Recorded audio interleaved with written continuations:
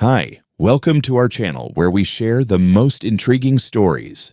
Beneath the peace of a secluded mountain home, something was moving. Secret tunnels, eerie footsteps, and a smiling HOA with too many secrets. When freedom meets obsession, one man uncovers a hidden network built to watch, manipulate, and control. The truth lies underground. I'd been dreaming of this moment for over a decade. Not just the moving in day, though I'll admit, seeing the last of the cardboard boxes stacked neatly in the corner of the freshly painted living room brought a real sense of arrival, but of everything that led up to it. The land, the house, the view. It was mine, all mine. A secluded mountain lot in Colorado nestled just outside of the Aspen Trails North subdivision, but legally and, more importantly, contractually, outside of the Homeowners Association's reach. That was the point. That was the entire point. The parcel had been pulled out of the HOA grid by the previous owner back in 2017. I had the papers to prove it, notarized and recorded with the county. No dues, no color charts for my front door, no letters about overgrown native shrubs, just forest, clean air, and the freedom to build the damn house I'd spent years designing in my sketchbooks. Of course, life had its own opinions. Between the pandemic, contractor shortages, and the delightful surprise of inflation, the house didn't rise overnight. It took nearly 2 years from purchase to move in. I lost count of how many months we waited for the concrete foundation to get poured. Weather delays, supply chain issues, you name it. When the crew finally arrived, they muttered about soft spots in the soil, especially around the rear third of the lot. One of them even joked about buried treasure. I just shrugged. Mountain soil was unpredictable. I signed the inspection papers, and they kept digging. By the time we finally moved in, me and Juliana, my partner of 6 years, the whole property had the fresh scent of cut pine and paint. We spent our first week walking barefoot across the hardwood, marveling at how quiet it was. No traffic, no leaf blowers, just birds, wind, and the occasional deer staring through the kitchen window like he was judging our furniture choices. It felt perfect. The neighbors, when they did show up, were polite in that Stepford kind of way. No casseroles or awkward welcome committees, but there were some waves from driveways, some cautious, let us know if you need anything moments. Fine by me. I wasn't looking for friendship, I was looking for peace. And yet, something didn't sit right from the start. Maybe it was the way one of the HOA board members, guy named Terry, if I'm remembering right, came over with this weird grin and a clipboard. Just checking on setbacks and grading, he said, like that made any sense outside their jurisdiction. I politely told him I was exempt. His smile twitched. Oh, that's what the last guy said too. Weird, but okay. Then there was the thing I found tucked under a bag of topsoil near the tool shed. A crumpled inspection form, HOA letterhead, dated just a few months before we broke ground. It had my parcel number handwritten, but the name was some bastardization of Lawson. Lowen, maybe. The kicker? It included a notation about underground utility access path confirmed. That made my eyebrow twitch. I'd never requested any such thing, and no utility crew had been scheduled during that time. The power, internet, and water hookups were all routed in full daylight, clearly documented in my permits. I called Juliana over, and we both stared at it in the afternoon sun. "You think someone else is poking around here?" she asked. I didn't answer. I was too busy wondering how they had the parcel number correct, but not the name. Still, I tried to let it go. It wasn't enough to raise alarms. Maybe it was an administrative fluke, someone mixing up paperwork. HOA types weren't known for being tech-savvy. Then came the uninvited drop-ins. Neighbors from the other side of the invisible HOA border would stroll by while I was working on the deck, asking questions that felt off. One woman complimented our choice of tile for the bathroom. Odd, since the bathroom had no windows. Another asked if we'd considered repainting the back wall, since it didn't match the neighborhood palette. There was no neighborhood palette where we lived. I kept telling myself they were just nosy. Maybe they'd seen something through the open door. Maybe they'd been watching when we moved in. Maybe. But by the end of our second month in the house, I started sleeping lighter. I'd wake up to faint thuds I chalked up to raccoons, pipes settling, wind, all the usual suspects. And yet, I kept noticing dust on the baseboards in weird patterns. Not random, almost like faint footprints. Juliana caught me one night crouched by the laundry room vent with a flashlight. She didn't even ask. Just handed me coffee and joined me on the floor. I should have felt paranoid. Instead, I started feeling watched. It started with a low hum. Not the kind you hear and instantly recognize, but the kind that lives just below your awareness, like the feeling of being watched through a keyhole. The first few nights I ignored it, chalked it up to the wind sliding through pine branches or the old ductwork settling into its new reality. But by the fifth night in a row, I was wide awake at 3 in the morning, staring at the floorboards under our bed like they were trying to tell me something. Juliana heard it too. She didn't say anything for a while. She's got this methodical, scientific calm about her. But one morning, over coffee, she casually asked, "Do we have any crawlspace access under the bedroom?" We didn't. The design was slab on grade. I'd drawn it myself. There wasn't supposed to be anything under the bedroom besides compacted soil and concrete. But there was that sound again the next night. Steady, soft, rhythmic. Not pipes. Not air. Footsteps. That same week, I started getting visits from a particularly chipper man named Brent. Said he was on the Architectural Review Committee of Aspen Trails North, which was hilarious because my property wasn't subject to their review. He brought muffins and a laminated pamphlet about community visual harmony. I accepted the muffins, smiled like a man pretending not to be insulted, and reminded him, politely but firmly, that we weren't under HOA jurisdiction. Brent chuckled like I told a joke he didn't understand. Sure, he said. But you know, some of your siding doesn't quite match the rear elevation standards. Just thought I'd mention it. The community appreciates cohesion. The only reason he knew what the back of my house looked like was if he'd seen it up close. Too close. I kept my cool. But after I closed the door, I stood there for a long minute, muffins in one hand, the pamphlet in the other, and started to feel the creeping sensation of a trap being slowly pulled shut. It wasn't just Brent. 2 days later, a woman in yoga pants and mirrored sunglasses walked by with her golden retriever and stopped to compliment the rear-facing window in our master bathroom. That window didn't exist. Juliana had insisted we keep it private. The only opening in that bathroom was a vented slit near the ceiling. The only way anyone could know there'd been any work done back there was if they'd been inside or underneath. She caught my expression as we sat on the porch that evening, sipping drinks as the sunset licked across the peaks. "You're doing the thing again," she said. "What thing?"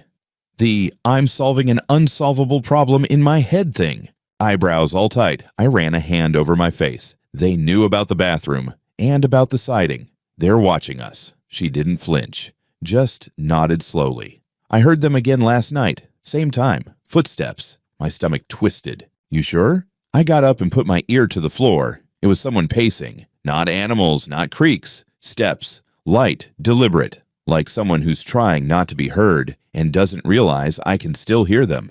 We stopped joking after that. I started inspecting the entire perimeter, every vent, every pipe, every inch of slab that might have been tampered with. Most of it was clean. Normal. Until I crawled behind the water heater closet and noticed that one of the vent covers in the wall didn't quite match the screws I used during the build. The metal was newer, the screws weren't rusted, and the dust around it was disturbed. Juliana and I agreed not to touch it. Not yet. I wanted data. Evidence. A hunch wouldn't do me any good if I ended up accusing the HOA of tunneling under my property, and they laughed me out of court, or worse, countersued for defamation. That night, I dug out my old acoustic sensors from a freelance project I did years back, residential noise mapping for high-end green homes. I set them up along the interior floor in 3 rooms and ran an audio logger through my laptop. I tried not to think about how much effort I was putting into solving something that technically didn't exist. The results came back after 3 days. Every night, between 2:45 and 3:15, someone or something moved beneath our house. Slow movement. 10 to 12 foot pacing intervals. Human cadence. We didn't speak much that next morning. We just looked at each other and knew what came next. But the tipping point came when Juliana, ever the biologist, decided to run a simple test. She left a vial of phosphorescent powder, luminous at night and impossible to clean without water, inside the HVAC access where that strange vent cover sat. The next day, the powder was smeared. Worse, it was smeared from the inside out. And that same afternoon, as I was hauling lumber around to extend the garden beds, I heard a man across the fence tell another, in a low, amused voice, if he only knew what's underneath. I turned around, but they were already walking away. To HOA. Folks, I recognize them from Brent's Muffin Parade. One of them caught my glance and waved. Friendly. Too friendly. There's a particular kind of clarity that only arrives at 3 in the morning, hunched over a laptop, replaying audio loops of ghost footsteps under your house. I sat in the dim light of my office, sweat drying on the back of my neck, listening to the pattern again and again. It was always the same. Soft step, pause, shift, repeat. The pacing was almost meditative, like someone waiting for a signal. Not an animal, not a machine, a person. That was the moment I stopped wondering if something was under the house and started asking how deep. I called an old friend from college, Elliot, a geotechnical engineer who owed me a favor after I bailed him out of a botched permitting job in Arizona. He was intrigued the moment I said the words, possible subsurface anomaly under a residential slab. A week later, his team rolled up with ground-penetrating radar equipment, sensors, and that same, this better be worth my weekend, look engineers. Always wear when a civilian calls in a hunch. We scanned the entire underside of the property over the course of 4 hours, dragging sleds and antennas over every inch of concrete, watching the waveform spikes and void signatures roll across the monitor. And then we saw it. Roughly 5 feet beneath the rear third of the house, stretching eastward in a long, slightly arcing line toward the neighboring HOA district, was a rectangular negative space. Concrete walls based on the density readout. Approximately 4 feet in height, maybe 3 in width. Consistent depth the entire way. A tunnel. I've seen service corridors, Elliot muttered, pointing at the image. But this wasn't built by a utility company. No piping. No thermal lines. No registration tags. That's a private build. Illegal? I asked. If it crosses property lines without consent. Absolutely. If it passes under your slab, it's a violation of easement law and property rights. And if someone's using it without disclosure. He tapped the screen. That's trespass minimum. Felony if there's surveillance involved. I didn't sleep that night. Neither did Juliana. The next day, I tore up the floor in our supply closet. It wasn't a large space, maybe 4 by 6, wedged between the laundry room and kitchen pantry. I'd always meant to install built-in shelving there. Now I was installing history. Beneath the laminate floorboards, past the insulation panel and a suspiciously shallow crawl void, I found it. A vent grate, not mine. Embedded directly into the concrete slab, its edges sealed with some kind of industrial epoxy, painted to match the surrounding floor. My pulse was in my ears. I pulled the grate free, and there it was. A narrow tunnel lined with smooth, gray concrete, barely lit by thin LED strips strung along the ceiling like Christmas lights. Wiring ran alongside the left wall, zip-tied neatly, disappearing into shadow. Mounted every few feet were black motion sensors, and further down, what looked unmistakably like a Wi-Fi repeater. The air was cold, dry, mechanical. Juliana stood above me, flashlight trained on my back. You going down there? I looked at her. You going to stop me? She sighed, handed me the flashlight, and clipped the GoPro to my shirt. Don't do anything heroic. Just document. I slid into the passage like I'd rehearsed it in a dream. The space was barely tall enough to crouch. It wasn't a makeshift crawl space. It was engineered. Every few feet, I passed small steel plates bolted into the concrete, marked with alphanumeric codes like B17 and SVC-P2. I recorded everything. The motion sensors flicked red as I passed. One beeped softly. 15 feet in, I found the first side tunnel, a narrow branch terminating at what looked like a sealed steel panel. I knocked. It rang hollow. Another 100 feet, and the main corridor curved gently to the right, toward the border of the HOA district. And that's when I saw it. A metal access door, half open. Beyond it, a softly humming room filled with equipment racks. Blinking LEDs, Ethernet cables, cooling fans, a goddamn server room. In a tunnel, under my house. I didn't go in. Instead, I backed out slowly, made my way home, and resealed the grate. Poorly, but enough to pass a quick glance. Then I spent the rest of the night watching the tunnel cam feed from my laptop, drinking black coffee and waiting to see if anyone noticed. Nothing. No movement. But the log showed that between 2:47 and 3:06 that morning, the motion sensors had been tripped. Twice.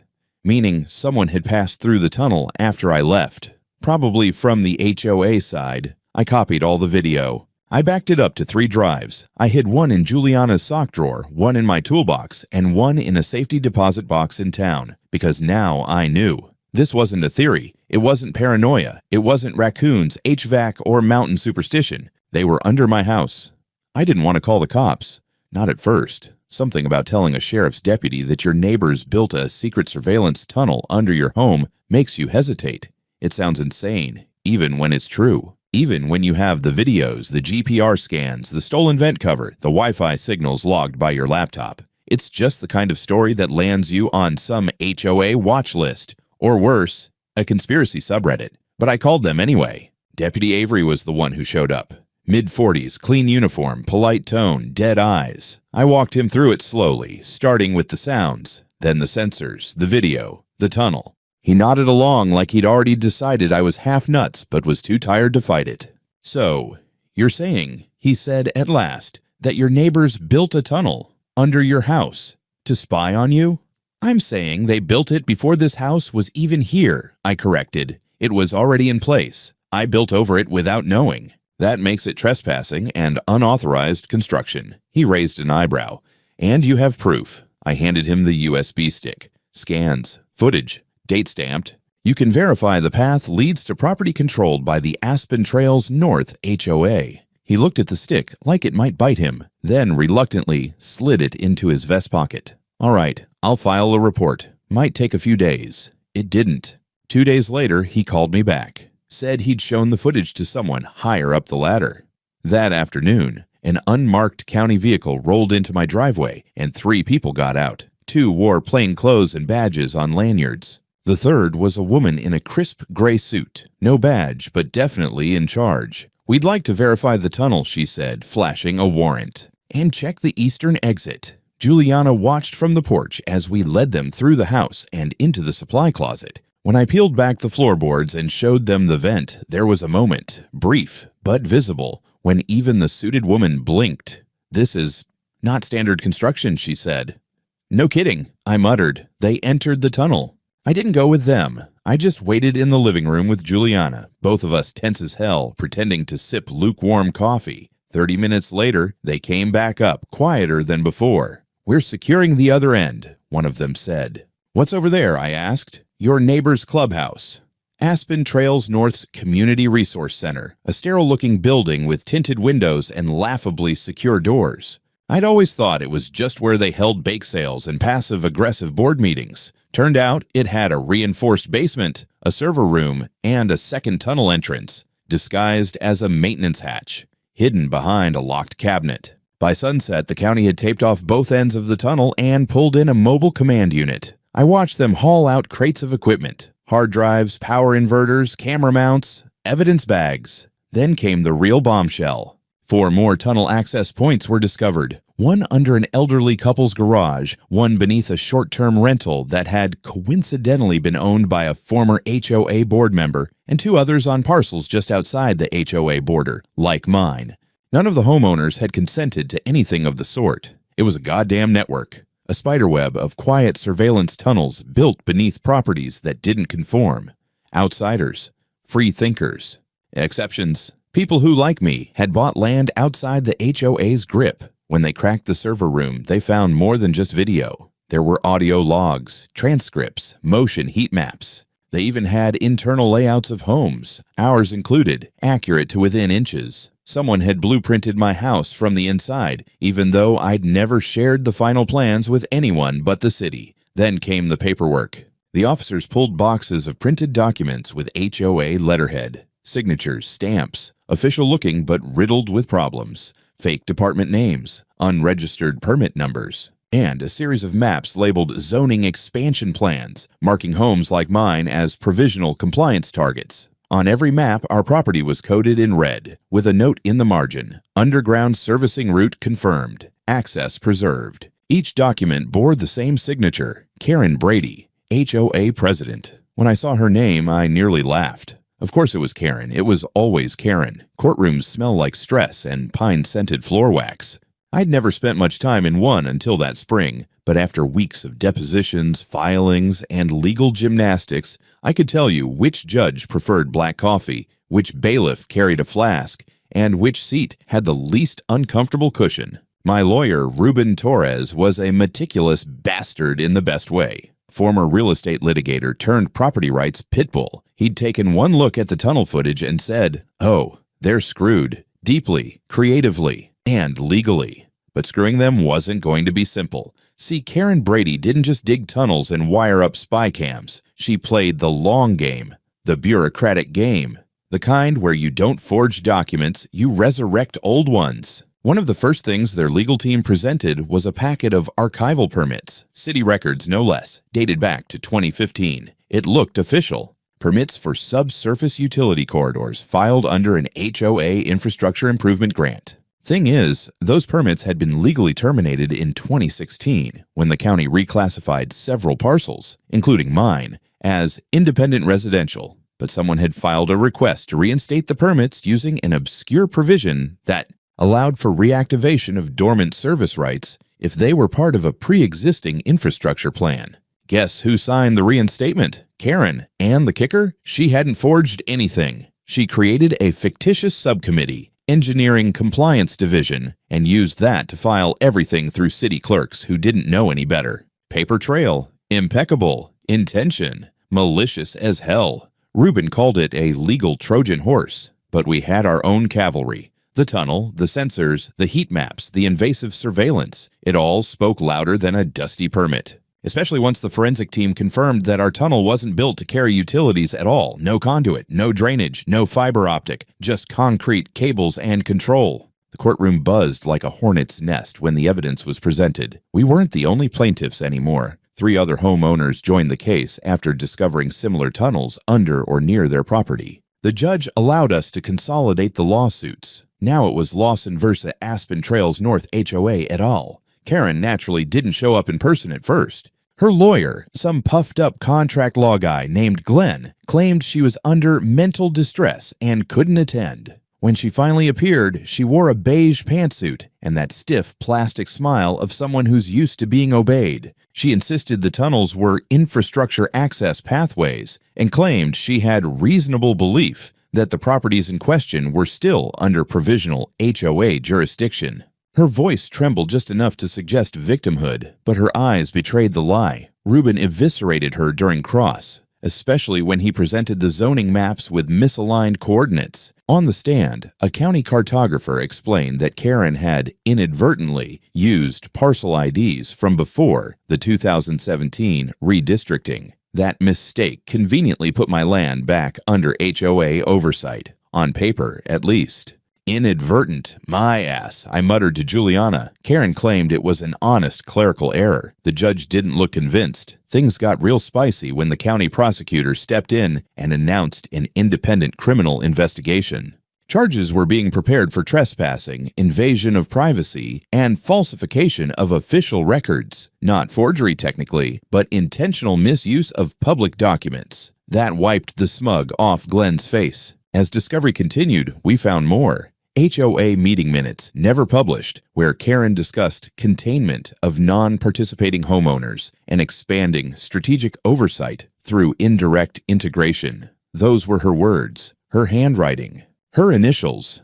The HOA board, now desperate to distance themselves, began resigning en masse. Brent, the muffin man from earlier, actually testified against her, said she had gone rogue, claimed he was just there for the coffee budget. The courtroom grew more crowded with every hearing. Local reporters started sniffing around. A blog popped up tracking the case. Juliana suspected one of the other plaintiffs was behind it. We started getting emails from people in other states. Hey, my HOA's acting weird too. Can you check if they're tunneling under our homes? I started to understand we'd hit something deeper than one woman's obsession with control. Karen had played with the rulebook until she bent the world around her, and when the cracks formed, she tried to fill them with concrete and secrecy. But we were cracking it wide open. Karen Brady was finished. Or so I thought. The hearings had turned ugly, her legal defenses were cracking, and the HOA was bleeding board members like a sinking ship. The press had caught wind of the tunnel network and started calling it the Suburban Stasi. I was contacted by a documentary crew from Denver. A few of the other plaintiffs were already planning a podcast series. Then, out of nowhere, Karen surrendered. It came on a Monday morning, overcast, windless, the kind of quiet day that feels like it's saving its breath. Reuben called and said, "Check your inbox." I opened the email and stared at it for a good 10 seconds before I could even process the subject line. Public Statement of Resignation and Apology, Karen Brady, Aspen Trails North HOA. It was real, a PDF notarized, addressed to the entire HOA membership, the county, the court, and, specifically, to me. She accepted full responsibility for unauthorized infrastructural overreach, admitted to overzealous zoning integration efforts, and even referenced the tunnel as a regrettable and misguided extension of communal surveillance standards. It read like something a PR firm had spent 2 weeks polishing. The apology was just vague enough to avoid true culpability, but official enough to satisfy the press. Karen announced her immediate resignation and said she would withdraw from all HOA activity and future legal engagement in order to reflect on the damage caused. She even offered me compensation, an initial settlement offer of $250,000 framed as property distress relief. It felt anticlimactic. I wanted to feel triumphant. I didn't. Juliana didn't buy it for a second. "Too neat," she said, scrolling through the statement on her tablet. "Too fast. She's pulling a play." I wanted to believe we'd won. We were tired, mentally, emotionally, legally. But that night, something gnawed at me. The statement hadn't mentioned the server room, or the surveillance data, or the fact that we still hadn't located all tunnel exits. So I stayed up. Just like before. Only this time, the tunnel cam feed was dark, dead, no signal. I checked the motion logs. Nothing for the last 48 hours. That was odd. Even inactive, those sensors should have triggered ambient ticks, air shifts, dust, insects. I refreshed the data again. Still nothing. I felt that cold chill, like someone had erased a line from your map. The next morning, I went back down. I lifted the floorboards in the supply closet and opened the grate. What I found made my stomach drop. The tunnel was filled with gravel, crushed stone, cinder dust, and somewhere beneath it all, concrete. A fresh pour, already set. Karen hadn't just walked away. She'd buried everything. Juliana ran diagnostics on our backups. Thankfully, the video and data were still intact on the drives we'd stored off-site. But forensics? Gone. No way to analyze entry points. No fingerprints. No serials on devices. Just a sealed tomb under our feet. Rubin filed an emergency injunction to halt any destruction of potential evidence. Too late. When the court convened again, Karen wasn't there. Her lawyer presented a letter stating she was undergoing mental health evaluation and would no longer participate directly in the proceedings. The board issued a motion to dissolve the HOA entirely, claiming the organization had been compromised beyond repair. It felt like a win, but it didn't taste like one. We'd exposed the tunnel. We'd dragged it into daylight. But Karen had shut the lid, locked it, and thrown away the key. On her terms. I spent the next few days digging through old footage, matching timestamps, searching for anything we missed. And that's when I found it. One video. One frame. A time-stamped image from the night before the gravel fill. Karen, in the tunnel, alone, wearing gloves and coveralls, a hard hat standing beside a stack of sealed metal crates. I zoomed in. On the wall behind her, a map, hand-drawn, with marks leading far beyond the HOA boundary. That's when I realized she hadn't just buried the tunnel. She'd buried part of the truth. And maybe, just maybe, left a second network undiscovered. There's a special kind of rage that comes from being played by someone you've already beaten. I should have felt relief. Karen was out, the HOA had collapsed, and the press was calling me a hero for standing up to suburban authoritarianism. But I didn't care about headlines or hashtags. I cared about the fact that she'd gotten the last move, and maybe more than one. I couldn't get that frame out of my head. Karen standing in the tunnel, a map taped to the wall behind her. She'd been deliberate. She'd taken time to pose that photo, to record herself destroying everything. And that hand-drawn map, it wasn't just for routing the tunnels we already knew about. It included areas outside the original HOA zone, farther east. Into private lands that had no reason to be involved, Juliana and I started digging, figuratively this time. We pulled old property tax records, municipal infrastructure requests, zoning appeals. We found discrepancies, small ones, on 5 other parcels within a mile radius of ours. Each showed inactive utility corridors listed in their plat descriptions, even though those areas had no history of underground access. We compiled the data and sent it to the county investigator handling the case. He seemed skeptical at first, until he ran a quick thermal drone scan over one of the flagged lots and spotted what he called a temperature anomaly consistent with subterranean cavity structures. In layman's terms, another tunnel. The county came back in force, this time with full excavation crews, warrants for every adjacent property with unexplained subterranean activity, and even a pair of federal observers, Department of Housing and Urban Development, which raised more questions than it answered. When they dug up the access hatch behind the HOA clubhouse, sealed and paved over just days earlier, they found the server room had been moved, stripped of data, but someone had left a backplate loose. Behind it, a flash drive, encrypted. It took 3 days to break. What we found wasn't just surveillance, it was strategy. A full plan to expand the HOA by stealth, tunneling beneath selected lots, installing hidden devices, collecting behavioral data, and using it to coerce homeowners into joining.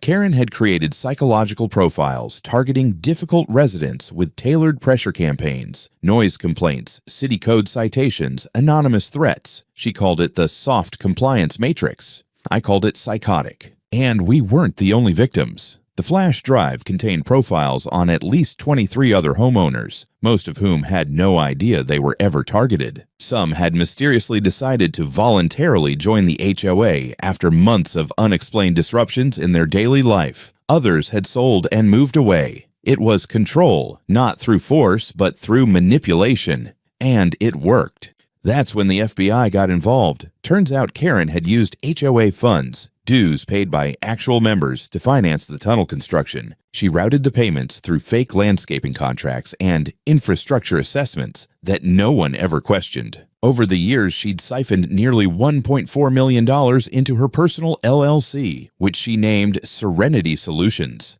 The name alone made me want to punch drywall. The fallout was instant. Karen was issued a federal warrant and arrested at her sister's ranch in Wyoming, trying to burn documents in a rusted fire pit. The footage made the local news. Her in a bathrobe yelling about neighborhood purity, while agents in windbreakers dragged her into a black SUV. The court froze all HOA assets. The community center was sealed and marked for demolition.